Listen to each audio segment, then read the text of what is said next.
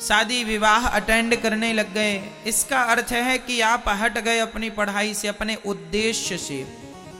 आप ना शादी अटेंड करो ना पार्टियां अटेंड करो, आप सिर्फ पढ़ो, सिर्फ पढ़ो, मन लगा के पढ़ो और एक अच्छी सोच के साथ,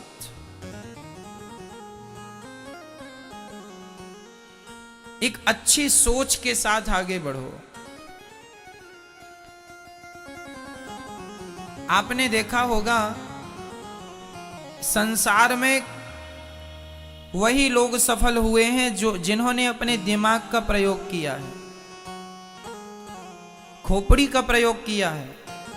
आज बहुत कुछ है करने के लिए संसार में, पर सही मार्गदर्शक आपको नहीं मिल पाते, सही रास्ता नहीं मिल पाता।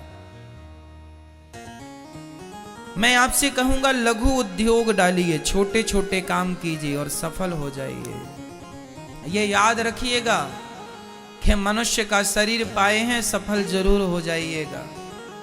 कुछ कर जाइएगा अपने समाज के लिए, अपने देश के लिए, अपने परिवार के लिए, अपने लिए, ताकि आने वाली पीढ़ी आपका एग्जाम्पल दे के व्यक्ति हो तो वैसा हो, फलाने जैसा हो, आपका एग्जाम्पल।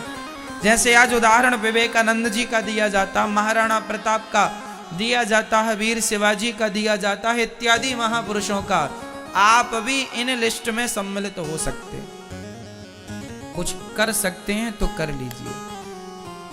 मत रोइए कि मैं ये नहीं कर सकता। मैंने कल भी ये बात कही थी कि आप सबसे बड़े, आपका वो व्यक्ति सबसे बड़ा दुश्मन है जो आपको ये कहता है कि तुम ये नहीं कर सकते। हनुमान जी लंका गए, रास्ते में मैनाक पर्वत ने रोका कि जरा सा विश्राम कर लीजिए। हनुमान जी ने कहा मैं कैसे विश्राम कर लूं, राम काज कीन्हे बिनु मोहि कहा, जब तक मैं अपने लक्ष्य को प्राप्त ना कर लूं तब तक मुझे कोई विश्राम नहीं करना। हमें जीवन में बस आगे बढ़ना है। अच्छा, व्यापार करने के लिए सबसे बड़ी चीज क्या है मेरी माँ? क्या है सबसे बड़ी चीज? व्यापार करने के लिए सबसे बड़ी चीज है व्यवहार। और व्यवहार कहां से आता है? व्यवहार कहां से आता है? संस्कार से। अच्छे संस्कार मिले होंगे आपको बचपन में तो आप व्यवहार कुशल होंगे।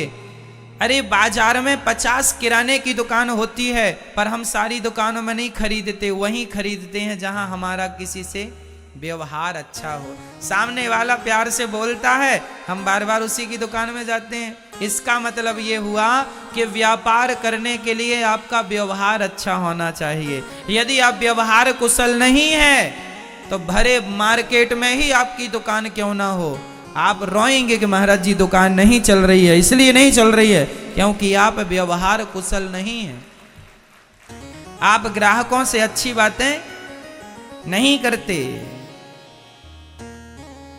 आपकी बातों में मिठास नहीं है। एक बार ग्राहक आएगा, दूसरी बार नहीं आएगा। इसलिए व्यवहार जरूरी है। हर सफल व्यक्ति व्यवहारिक होते हैं। एक बहुत बड़े आदमी के बारे में मैंने सुना कि उसके बेटे ने अपने गार्डों को डांट दिया, कुछ कह दिया होगा।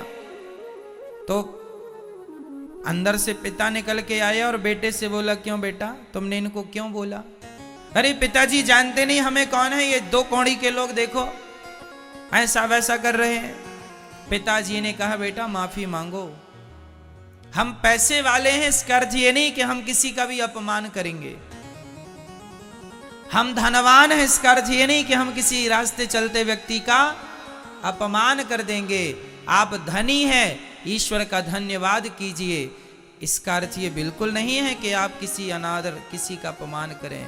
धन आवे तो बिल्कुल झुक जाइएगा, नम्र हो जाइएगा।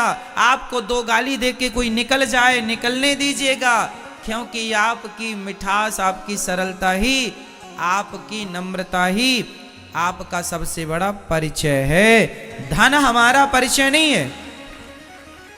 लोग हमें इससे नहीं जाने कि हम बड़े धनवान हैं, लोग हमें इससे जाने कि वो बड़े विनम्र हैं।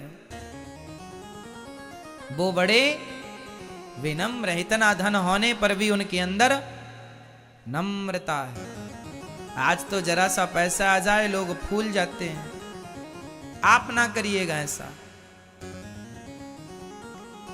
विद्या ददाति विनयम, विद्या हमें नम्र, आम का वृक्ष हमेशा फलों से भरता है तो झुक जाता है, और बबूल का पेड़ कभी झुकता नहीं है। क्यों नहीं झुकता? कांटों से भरा। जो फलों से